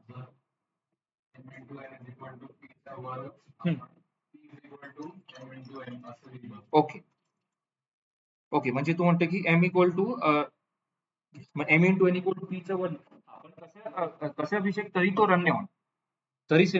इफ यू वांट मैं आपको दिखाता हूँ। जैसे तुमने पूछा, अगर मैंने p equal to m into n ऊपर लिखा बराबर ऐसे, और नीचे ये लिखा, तो क्या होगा, फिर भी वो मुझे सिंटैक्स एरर दिखाएगा। सो सिंटैक्स एरर में क्या होता है कि अगर एक भी स्टेटमेंट में सिंटैक्स एरर है प्रोग्राम में, तो वो प्रोग्राम का .txt फाइल क्रिएट नहीं हो, तो ये प्रोग्राम भी रन नहीं होगा अभी, हा पण प्रोग्राम रन नहीं हो, बरोबर ना? सो सिंटैक्स एरर का वो फीचर ये होता है कि जब तक आपके प्रोग्राम में सारे सिंटैक्स एरर सॉल्व नहीं होते, तब तक आपका प्रोग्राम रन नहीं होता। ठीक है, बट रन टाइम एरर में एक्चुअली जनरली रूल क्या होता है कि जहां तक जिस स्टेटमेंट तक आपको रन टाइम एरर नहीं मिलता, उतने वो सारे स्टेटमेंट रन होते हैं, और फिर जब रन टाइम एरर आता है फिर वो प्रोग्राम एंड करता है। But I am also surprise कि अभी जैसे हमने देखा रन टाइम एरर में, जब मैंने वो m क्या वो p equal to m upon n ऊपर लिखा में, नहीं sorry, p equal to m upon n नीचे लिखा, और p equal to m into n ऊपर लिखा, बट फिर भी वो p equal to m into n को रन लिखा, उसे भी स्किप कर रहा है। ठीक है, सो वो मैं एक बार चेक करता हूँ, बट आई होप की ऍटलीस्ट अभिषेक सिंटॅक्स एरर आणि रन टाइम एरर मध्ये फरक कळला था। ठीक है, is it clear Vedant, everything okay? And Milind clear ना, एवरीथिंग ओके? जानवी ओके, ठीक है। And is everything clear push, Ranveer and Luv and everyone? Yes sir. ठीक है, तो यहाँ पर मैं एक पॉइंट जस्ट इसके पहले ऐड करता हूँ कि कंपाइलर का मीनिंग क्या होता है, वो एक्चुअली पॉइंट लिखना रह गया था। So point number 3, compiler. So what was compiler? Compiler is a part of the C language software, and it checks if there are syntax errors in the program. Syntax error means compiler error, Vedant. Syntax error occurs before the execution of the program. After syntax error, program doesn't run म्हणून, आणि the runtime errors are the errors which occur during the execution of the program. Syntax is a set of rules for writing statements in the C program. उसे syntax कहते हैं. For example, every C program must end with a semicolon. This is a syntax rule. So for example, if I write, अगर मैं लिखा int m and n, m equal to 5 and n equal to 10 and p लिखा, and p equal to only m plus n लिखा मैंने, the above statement gives a syntax error because we have not mentioned semicolon at the end. और अगर मैंने ऐसे लिखा for example m plus n is node by p ना, so again here we get syntax error. और compiler क्या करता है, compiler converts the .c file, जिसे सोर्स कोड कहते हैं, इनटू विच फाइल, .obj फाइल मिनट, जिसे ऑब्जेक्ट कोड कहते हैं, the linker will convert the .obj file Vedant into .exe file. Pranav, exe file means binary file. Okay so अभी हम int पे थे. हाँ, सो जैसे मैंने कहा इंट का साइंड इंट का मीनिंग क्या होता है? साइंड इंट मीन्स अगर मैंने साइंड कीवर्ड यूज किया तो मैं सिर्फ नहीं, मैं पॉजिटिव एंड नेगेटिव दोनों तरह के वैल्यू स्टोर कर सकता हूँ जानवी उस वेरिएबल में. एंड अगर मैंने अनसाइंड लिखा, इफ आई राइट अनसाइंड, इसका मीनिंग क्या हुआ Vedant? I can only store positive value. अगर मैंने किसी वेरिएबल को एज अनसाइंड डिक्लेयर किया अभिषेक, तो इसका मीनिंग क्या हुआ अभिषेक? मैं सिर्फ पॉजिटिव वैल्यू स्टोर कर सकता हूँ, I can not store negative value. ठीक है, तो साइंड का मीनिंग क्या होता है मिलिन? कि आप दोनों वैल्यू स्टोर कर सकते हो, positive and negative. Unsigned means only positive. तो आपके मन में सवाल होगा, अगर मैंने लिखा Janvi int y, only I write int y, मैंने यहाँ पर साइंड भी नहीं लिखा है वेदांत, अनसाइंड भी नहीं लिखा है, तो अभी क्या होगा? अभी ये ऑटोमेटिकली क्या कंसिडर होगा वेदांत? साइंड कंसिडर होगा, साइंड. सो जब आप साइंड या अनसाइंड कीवर्ड लिखते नहीं, then it is considered what Prithviraj? Signed automatic. So int y लिखना और साइंड इंट वाई लिखना अभिषेक, दोनों का मीनिंग सेम होता है. साइंड इंट वाई म्हणजेच इंट वाई. ठीक है, सो इंट वाई का मीनिंग म्हणून में साइंड इंट वाई. मतलब अगर आपने साइंड या अनसाइंड एक्सप्लिसिट नहीं लिखा, तो कंपाइलर क्या करता है? वो ऑटोमेटिकली साइंड कीवर्ड वहां पे डालेगा म्हणून में. सो अभी मैं y के अंदर दोनों वैल्यू स्टोर कर सकता हूँ, पॉजिटिव एंड नेगेटिव ना. सो अगर मैंने y इक्वल टू 5 लिखा, ये भी चलेगा. y इज -20 लिखा, 29 लिखा, वॉट एवर, ये भी चलेगा. ठीक है, सो अगर मैंने अभिजीत साइंड भी नहीं लिखा, अनसाइंड भी नहीं लिखा, then it is automatically considered signed. Clear ना? Okay, clear Veda? तो यहाँ पर मैं एक पॉइंट ऐड करता हूँ. When we use the signed keyword for variable, it means we can store both positive and negative values in the variable. Example ऐसे, and इसको निकाल देता हूं अभी के लिए. When we use the और नीचे क्या आएगा में? When we use unsigned keyword for variable, it means we can store only positive ना, and not negative values. Janvi, in variable. So अगर मैंने unsigned in n लिखा और मैंने n is -99 लिखा, उनमें then error ना. ठीक है, सो आप सिर्फ पॉजिटिव वैल्यू स्टोर कर सकते हो. When we don't write signed और अनसाइंड कीवर्ड एक्सप्लिसिटली, कुठला हा, जर तू कसं आहे हे मृण्मयी, जर तू n इक्वल टू -99 लिहिलं समजा, तर हे काय करेल की तुला रन टाइम एरर, हा run time error. So this is not syntax, ये run time error. Okay. So when we don't write signed or unsigned keyword explicitly, then it is treated as Janvi signed ना, automatically sign कर. सो int y का मतलब होता है signed int y. वेदांत बराबर, int y, the above statement means signed int y, दोनों का meaning same होता है. तो आप दोनों वैल्यू स्टोर कर सकते हो Janvi, positive and negative y के अंदर. ठीक है, so this is the difference between signed and unsigned. ठीक है, सो आई होप यहाँ तक सबको क्लियर है. एवरीडी क्लियर वेदांत, जानवी, मृण में अभिषेक क्लियर ना, Om, Prithviraj and everyone. Okay, मिलियन क्लियर ना सगळं. एंड जो भी ऑनलाइन अटेंड कर उनको भी कुछ डाउट है मुझे इमीडिएटली पूछ लेना. सेकेंड जो टाइप होता है मृण में, वो फ्लोटिंग होता है. तो फ्लोटिंग में कौन सा आता है? फ्लोट आता है, उसका साइज 4 बाइट्स होता है, डबल 8 बाइट्स होता है, और लॉन्ग डबल 10 बाइट्स. अभी ये जो मैंने 3 नाम लिखे हैं, ये तीनों फ्लोटिंग कैटेगरी के अंदर डेटा टाइप्स के नाम, फ्लोट, डबल, लॉन्ग.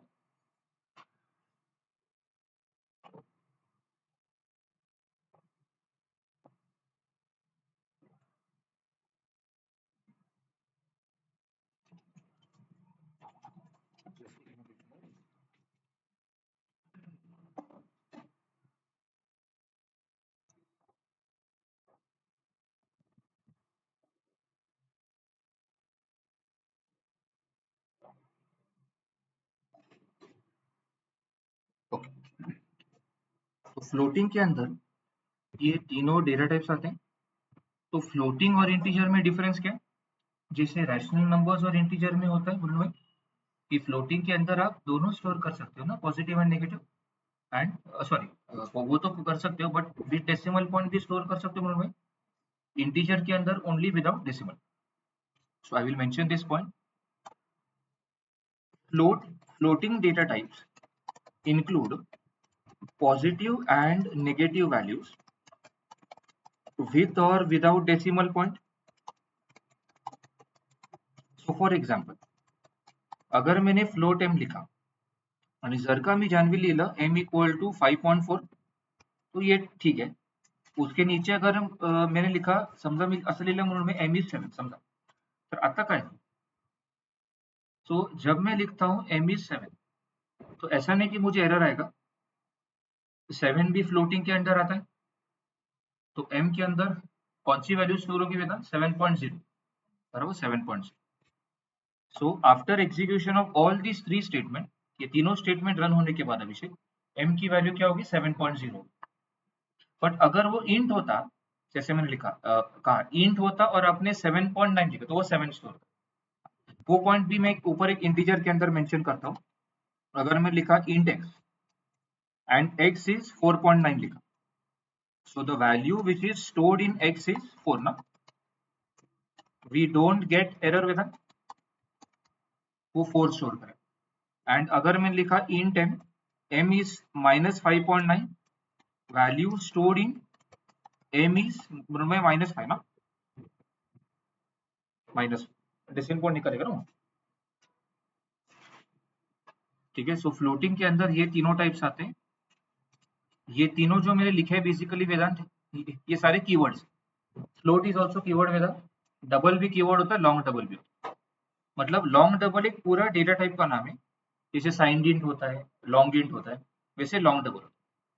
सो आप लॉन्ग डबल टाइप का यूज करके वेरिएबल को डिक्लेयर कर सकते हो में.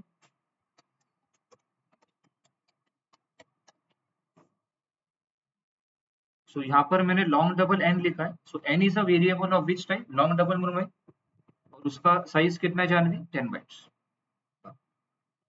हाँ, कुछ स्टूडेंट्स को लग रहा होगा जानवी की मे बी इसको 16 बाइट्स होना चाहिए, बट ये इट्स नॉट टाइपिंग मिस्टेक, ये 10 बाइट्स ही, ठीक है. लॉन्ग डबल का साइज 10 बाइट्स है, नॉट 16 बाइट्स. तो हाँ, and one more thing, floating के अंदर अगर मुझे फ्लोट वैल्यू रिप्रेजेंट करने मिले, there are two ways for it. जो पहला तरीका होता है वो ये है कि जैसे हम नॉर्मल मैथ्स में लिखते हैं, मतलब जैसे हम नॉर्मल मैथ्स में वैल्यू लिखते हैं जो पॉजिटिव या नेगेटिव होते हैं विथ और विदाउट डेसिमल पॉइंट, तो वो वैल्यूज भी फ्लोटिंग के अंदर आते हैं. अगर मुझे फ्लोट वैल्यू लिखना है तो उसका और एक तरीका होता है जानवी, वो क्या होता है आपको लिखा था.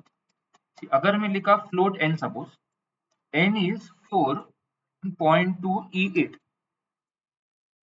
तो ये जो फॉर्मेट मैंने लिखा है अभिषेक, इसे एक्सपोनेंशियल फॉर्मेट. हा जो ई आहे हा एक स्पेशल अल्फाबेट आहे, इसका मीनिंग बना, हाँ पावर, हाँ 10 रेज टू पावर. तो ई को एक्सपोनेंट कहते हैं म्हणून. तो n में एक्चुअली कौन सी वैल्यू स्टोर होगी मेरे 4.2 पर इंटू 10 रेज टू 8. तो अगर हाँ मतलब अगर बहुत बड़े वैल्यू से मिले उन्हें आप एज एक्सपोनेंशियल फॉर्मेट रिप्रेजेंट कर. नहीं तो क्या होगा कि अगर मैंने ऐसे लिखा फॉर एग्जांपल, अभी 4.2 के बाद कितने into 10 raise to 8 means it will become 2 के बाद 7 जीरोस ना. जो मैथमेटिक्स का नियम है वो कहता है 2 के बाद 7 जीरो है. बट अगर आपने इतनी बड़ी वैल्यू लिखी तो वो कभी कभी एरर दे सकता है.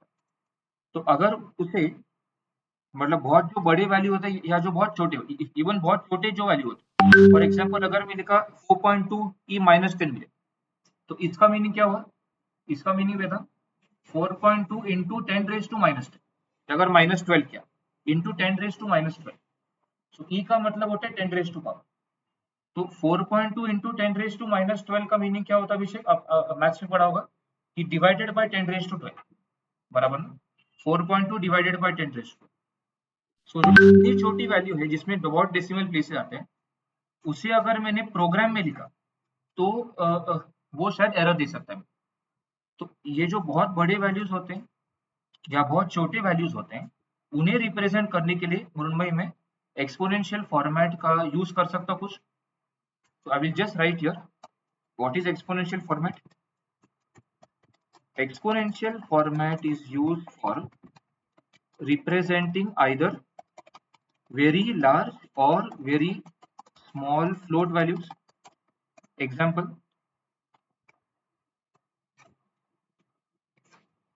n equal to 4.2 E12 अगर लिखा तो इसका मीनिंग क्या हुआ?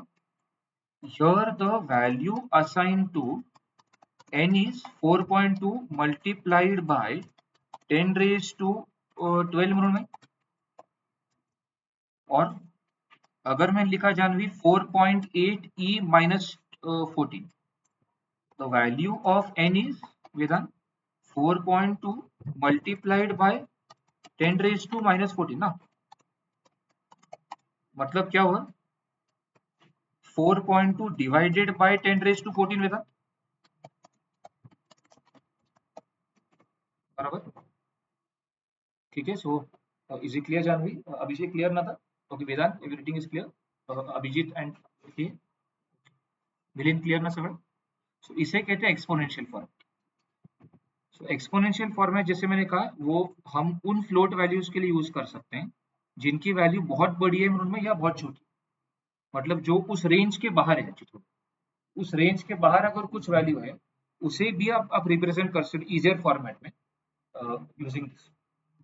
तो यहाँ पर अभिषेक आपके मन में एक डाउट होगा या किसी के मन में कि जैसे मैंने कहा ये रेंज के बाहर है वैल्यू, बट इसका मतलब ये है क्या कि जब ये स्टोर होगा मेमोरी में तो वो जो डेटा लॉस होगा, मतलब बिकॉज जैसे मैंने कहा ये एक्चुअली ये अगर आपने प्रॉपर फॉर्मेट में लिखा, अभी 2 के बाद कितने जीरो आएंगे? 11 जीरो जाएंगे ना.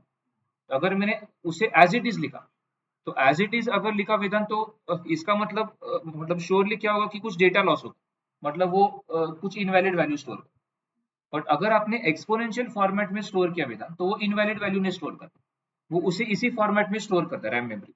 मतलब वो 4.2 को बाइनरी फॉर्मेट में कन्वर्ट करेगा, 12 को बाइनरी फॉर्मेट में कन्वर्ट करेगा और दोनों के बीच में ई के लिए कुछ लिखेगा रैम में. So it is a convenient way for writing very large और वेरी स्मॉल वैल्यू. ठीक है. सो आई होप यहाँ तक सबको क्लियर है. अगर किसी कुछ भी डाउट हो मुझे तुरंत पूछ सकते. और तीसरा होता है कैरेट डेटा. कैरेट डेटा, अभी कैरेट डेटा टाइप का मीनिंग क्या होता है वेदा? कैर मीन्स कैरेक्टर. ठीक है. तो अगर मुझे कैरेक्टर वैल्यू स्टोर करना, अब तक हमने क्या देखा था? हमने इंटीजर देखा, फ्लोट देखा, बट कैरेक्टर मतलब अगर आपको प्रॉपर अल्फाबेट स्टोर करने हैं या डिजिट स्टोर करने या स्पेशल कैरेक्टर स्टोर करने, उसके लिए जो डेटा टाइप होता है वो कैर टाइप. सो कैर टाइप के लिए एक रूल है, अगर मुझे कैर वेरिएबल को एक वैल्यू असाइन करनी है तो दैट वैल्यू शुड कंपल्सरी, वो जो वैल्यू है कैरेक्टर वैल्यू है, जब मैं कैरेक्टर वैल्यू को कैर वेरिएबल को असाइन करूंगा विधान, वो कैरेक्टर वैल्यू हमेशा सिंगल कोट्स में आना चाहिए. मतलब अगर मैंने लिखा m equal to t for example, तो इसका मीनिंग क्या हुआ वेदांत कि t is the value, t ये कैरेक्टर वैल्यू है और वो मैंने m को असाइन किया. सो m ये वेरिएबल का नाम है मृण्मय और उसकी वैल्यू t है जानवी. बिकॉज t एक कैरेक्टर वैल्यू है इसलिए मैंने प्रणव वो सिंगल कोट्स में लिखा. क्लियर ना? क्लियर भी सिंगल कोट्स. कंपल्सरीली हम जब कैरेक्टर वैल्यू स्टोर करते हैं million, it should be in single quotes. जब हम कैरेक्टर वैल्यू प्रोग्राम में कैर वेरिएबल को असाइन करते हैं वो सिंगल कोट्स में आना चाहिए हमेशा. अगर मैंने गलती से डबल कोट यूज किया वेदन तो मुझे एरर आएगा, तो ये मुझे एरर देगा. कुछ स्टूडेंट को लग सकता है कि क्यों एरर आएगा, बिकॉज कैरेक्टर तो ये. पर जब आप डबल कोट्स यूज कर जब आप डबल कोट्स यूज करते हो अभिषेक, तो क्या होता है रणवीर की वो स्ट्रिंग कन्सिडर होतं. स्ट्रिंग म्हणजे अभिषेक वर्ड और सेंटेन्स. सो ऑलवेज तो रूल आहे की जेव्हा तुम्ही कॅरेक्टर व्हेरिएबलला कॅर व्हॅल्यू असाइन कर, म्हणजे कॅरेक्टर असाइन कर, तर ती व्हॅल्यू सिंगल कोट मध्येच यायला पाहिजे. कळलं अभिषेक? तो रूल है, तो वो रूल आपको फॉलो करना इसलिए यहाँ पर ये सिंगल कोट में आना चाहिए. ठीक है. और अगर मैं डबल कोट लिखा तो एरर है. इवन अगर मैंने कोट्स विदाउट कोट्स लिखे भाई तब भी मुझे एरर है. m इक्वल टू वाई लिखा तब भी एरर है. ठीक है, वो रूल. तो यहाँ पर y सिंगल कोट में होना चाहिए. नाउ इसमें और एक पॉइंट आता है Vedant, ASCII value. What is ASCII value हम देखते हैं. सी हर कीबोर्ड कैरेक्टर के लिए, for every keyboard character Vedant, C language ने एक unique integer value already predefine किया गया। हर कीबोर्ड कैरेक्टर के लिए मिले C language has already fixed unique positive integer value, उसे ASCII वैल्यू कहते हैं। मैं ASCII वैल्यू के एग्जांपल लेता हूं, मतलब कौन सी है ASCII value Abhishek? Small a to small z अगर है अभिषेक, उसके ASCII वैल्यू 97 टू 120। नाउ अगर capital A to capital Z है पृथ्वीराज, तो उसके ASCII वैल्यू 65 टू 90। ये ASCII वैल्यू फिक्स रहते हैं में। 0 टू 9 के ASCII वैल्यू 48 टू 57। अभी देखिए ये जो 0 टू 9 है में, मैंने सिंगल कोट में लिखा है, मतलब ये मैं एज डिजिट रिप्रेजेंट नहीं कर रहा हूँ, as character represent. I am not representing as integer ना, मैं इसे एज कैरेक्टर रिप्रेजेंट। तो बिकॉज मैंने ये 0 को सिंगल कोट में लिखा अभिषेक, ये एज अ कैरेक्टर कंसिडर अभिषेक। तो 0 टू 9 जो कैरेक्टर्स हैं कीबोर्ड के, उनके ASCII वैल्यू क्या 42। इसका मीनिंग क्या हुआ? देखो ए की स्मॉल ए की ASCII वैल्यू क्या वेदांत? 97। स्मॉल बी की ASCII वैल्यू अभिषेक 98। स्मॉल सी की ASCII value 99 up till small Z की 120। नाउ कैपिटल ए की ASCII वैल्यू क्या अभिषेक? 65। कैपिटल बी की 66 है, सी की capital C 67 up to capital Z पर 90। और 0 जो डिजिट है, मतलब अगर आपने कैरेक्टर फॉर्मेट में उसे लिखा जानवी, तो 0 का ASCII वैल्यू 48 है, 1 का 49, 2 का 50 होता है एंड सो ऑन। बट आपके मन में डाउट होगा अभिषेक कि इसका यूज क्या है, मतलब what is the use of ASCII value. अभी मैंने ये ASCII वैल्यू का पॉइंट क्यों एक्सप्लेन किया? बिकॉज क्या होता है कि जब कंपाइलर कैरेक्टर वैल्यू स्टोर करता है जानवी कैर वेरिएबल में, तो वो एक्चुअल कैरेक्टर वैल्यू स्टोर नहीं करता म्हणून में उसकी ASCII वैल्यू स्टोर करता। म्हणजे अभिषेक तो त्याची ASCII वैल्यू स्टोर करतो रैम मेमरी में। Late me give example. अगर मैंने अभिषेक लिखा कैर n, एक n वेरिएबल है जिसका टाइप कैर है म्हणून में, n इक्वल टू c लिखा मैंने, स्मॉल c। नाउ ये c एक वैल्यू है अभिषेक जो मैंने n वेरिएबल को असाइन किया।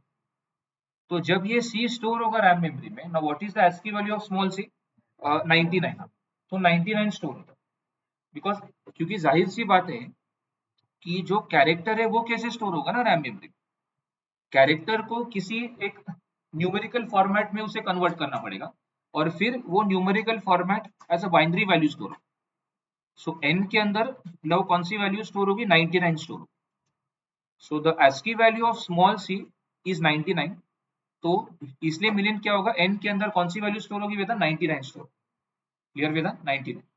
हाँ, आपके मन में शायद आप सबके मन में एक डाउट होगा कि ये सारे ASCII वैल्यूज आपको याद रखने पड़ेंगे कब में? एक्चुअली कैसा है कि हाँ, आपको बहुत सारे प्रोग्राम के लिए ASCII वैल्यू याद रखने पड़ते हैं, बट इतना डिफिकल्ट नहीं है।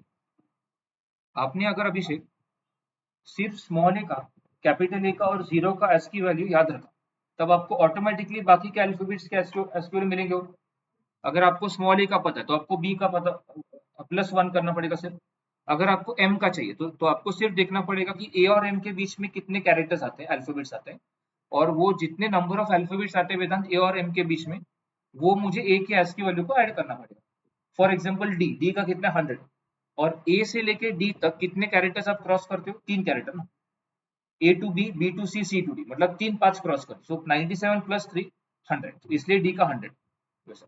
तो आपको सिर्फ स्मॉल ए का जानवी, कैपिटल ए का और 0 का ASCII वैल्यू ध्यान में रखना।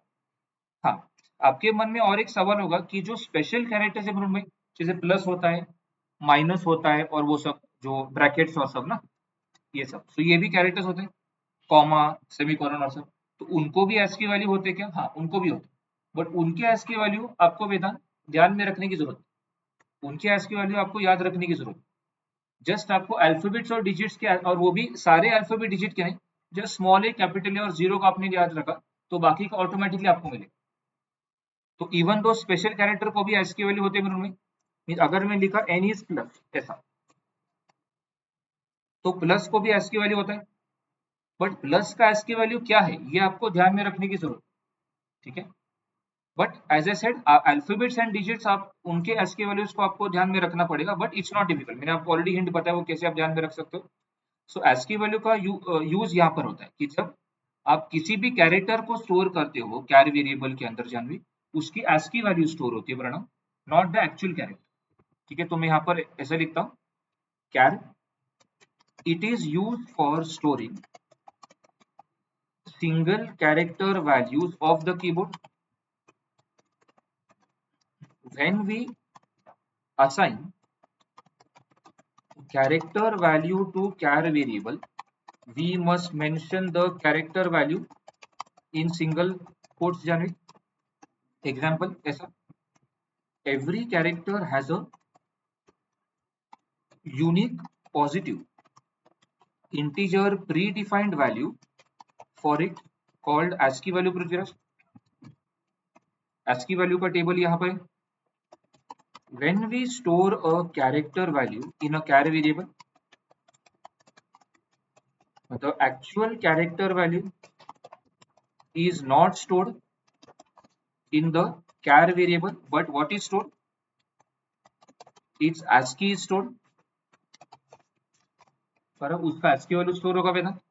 फॉर एग्जाम्पल यहाँ पे n में कौन सी वैल्यू स्टोर होगी? The value which is stored in the n variable is the ASCII value of C में, which is 99.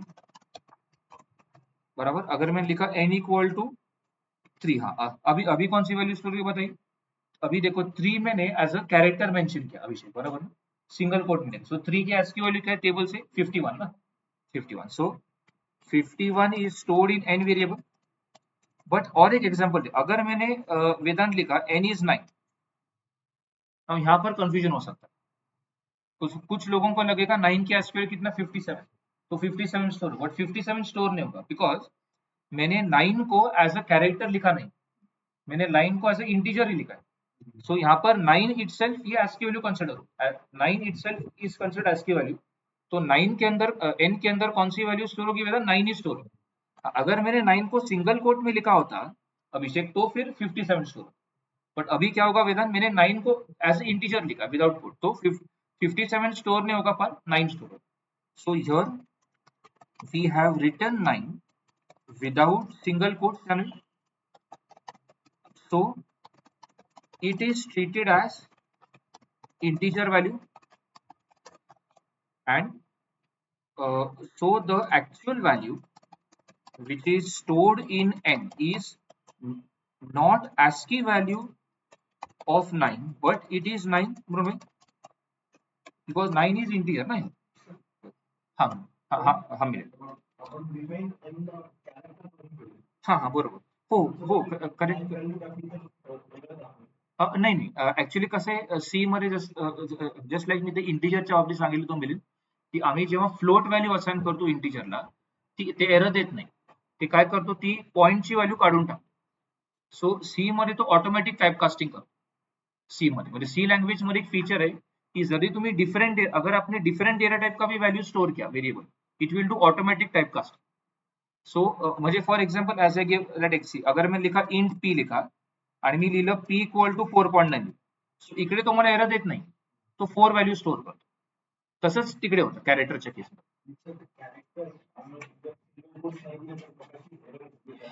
हो हाँ ते एक सांग. अगर मैंने देखो यहाँ पर मैंने you are right in that point, but यहाँ पर 9 इज नॉट, हाँ 9 इज मतलब अगर आपने सिंगल कोट लिखा इट्स कंसिडर्ड कैरेक्टर.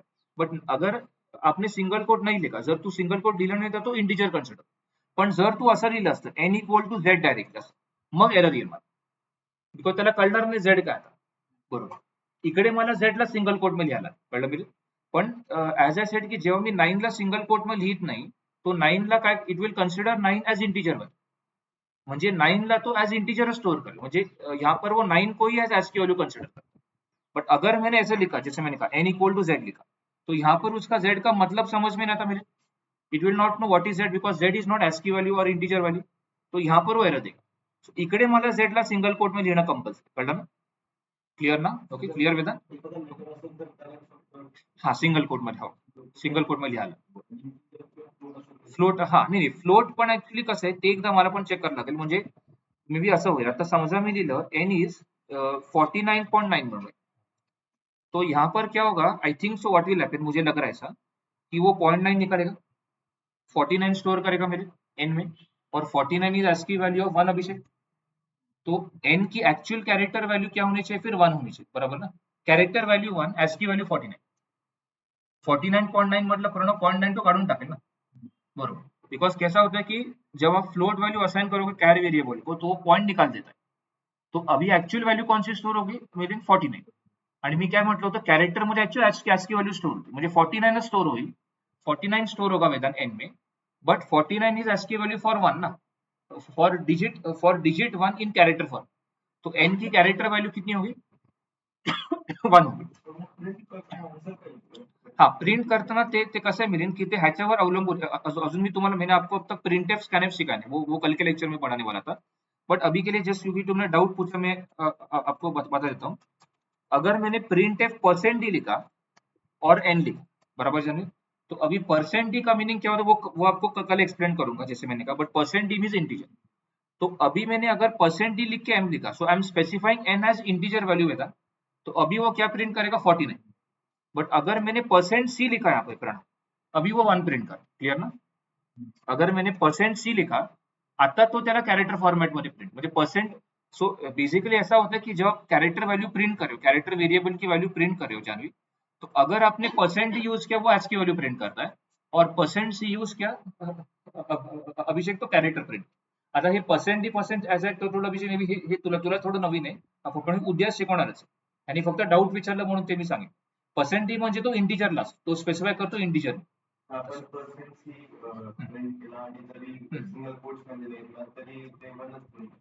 हो हो म्हणजे तू म्हणते इकडे इकडे कोट हा म्हणजे ह्याला का असं. हा हा नाही उलट कसं आहे इकडे जर मी दिलेस तर मला एरर आलंच. कारण सिंगल कोटच्या आतमध्ये तुम्ही एकच कैरेक्टर लिखू सकते. आप सिंगल कोट्स के अंदर एक ही कैरेक्टर लिख सकते हो. सो अगर आपको सिंगल कोट लिखना तो ऐसा 4 लिखना पड़ेगा. और सिंगल कोट के अंदर आप मल्टीपल कैरेक्टर नहीं लिख सकते. और अगर मैंने लिखा ऐसा 49.9 तो क्या होगा ये मल्टीपल कैरेक्टर होता है. तो सिंगल कोट के अंदर वेदांत एक ही कैरेक्टर लावू. कळलं ना तसं. सो आपण मी काय म्हणालो की इकडे कोड दिले नाही तर तो 49.9 ला 49 मध्ये कन्वर्ट करतो.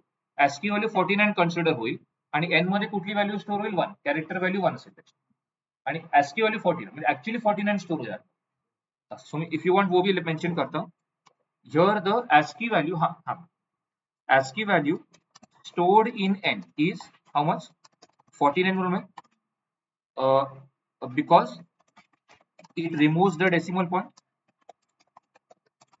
and the 49 is ASCII value for character 1.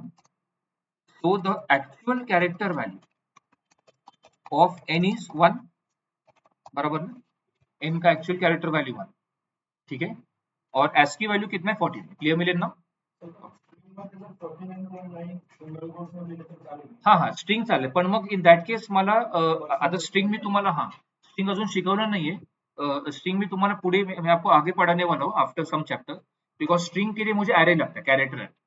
So array concept मला यूज करावं लागेल कारण स्ट्रिंग व्हॅल्यू आम्ही फक्त कैरेक्टर वेरिएबल असं नाही करू शकतो. तिकडे एरे लागतो तसं. सो जब मैं कैरेक्टर वेरिएबल डिक्लेयर करता हूँ मैं उसमें एक सिंगल कैरेक्टर बस स्टोर कर सकता. और जैसे मैंने कहा अगर मैंने नंबर स्टोर किया वो ASCII वैल्यू कंसिडर होता. क्लियर ना. ओके ओके सो क्लियर अभिषेक ना. सो बेसिकली देखो अभी 1-2 मिनट में रिवाइज. यहाँ पर सी एज अ कैरेक्टर कंसिडर होगा तो सी के अंदर हाँ आप अंदर वेट कर सकते हो. हाँ मैं 2 मिनट आपको बोला था. हाँ तो देखिए यहाँ पर n इक्वल टू मैंने सी लिखा है तो क्या होगा अभिषेक सी एज कैरेक्टर कंसिडर होगा और सी की एक्चुअल ASCII वैल्यू क्या होगी सी की 90 सो 99 स्टोर होगा एक्चुअल रैम मेमोरी. नीचे मैंने क्या कहा n is 3 लिखा. 3 एज अ कैरेक्टर कंसिडर और मैंने सिंगल कोट में लिखा तो 51 स्टोर होगा इनके अंदर. मैंने यहाँ पर n is 9 without single quote लिखा है तो यहाँ पर क्या होगा Vedant 9 as it is store because 9 ASCII value consider होगा. और n इक्वल टू 49.9 जब मैं लिखता हूँ तो क्या होगा n के अंदर 49 स्टोर होगा but 49 as ASCII value consider बराबर. मतलब एक्चुअल कैरेक्टर वैल्यू क्या होगी n की 1 जो 1 कैरेक्टर फॉर बिकॉज 1 का ASCII वैल्यू क्या देखो यहाँ पर टेबल में से 1 का 49 है जानवी तो यहाँ पर कौन सी वैल्यू स्टोर होगी में 1 ना. मतलब n की वैल्यू 49 होगी बट कैरेक्टर वैल्यू 1 बराबर. ठीक है. सो क्लियर अभिषेक ना. Okay so basically simple words में अभिषेक कि हम जब कैरेक्टर वैल्यू असाइन करते हो कैर वेरिएबल को तो अगर मुझे वो कैरेक्टर फॉर्मेट में रिप्रेजेंट करना तो सिंगल कोड यूज करना पड़ेगा. और अगर मैंने नंबर लिखा तो वो ASCII वैल्यू कंसिडर होता है. एंड अगर मैंने कैरेक्टर वैल्यू असाइन भी किया कैर वेरिएबल को उसकी ASCII वैल्यू स्टोर होती है. जैसे यहाँ पर मैंने बताया यहाँ पर C स्टोर नहीं होगा, C का ASCII वैल्यू स्टोर. यहाँ पर 3 स्टोर नहीं होगा अभिषेक 3 का ASCII वैल्यू बट बिकॉज मैंने यहाँ पर 9 सिंगल कोट में नहीं लिखा है, इसलिए 9 as it is too, but अगर मैंने 9 ऐसे लिखा तो क्या होगा 57 टू होगा, बिकॉज यहाँ पर 9 एज अ डिसएटीएस का, ठीक है। ओके, सारे पॉइंट सबको क्लियर है आई थिंक। ऑनलाइन किसको डाउट था क्या? ओके ठीक, ओके। सो मैं क्या करता हूँ, मैं हम आज के लिए स्टॉप करते हैं। मैं इसको सेव कर देता हूँ हमारे फोल्डर में, और रिकॉर्डिंग भी स्टॉप करता हूँ और इमीडिएटली ये गूगल ड्राइव पे अपलोड करता हूँ। तो आप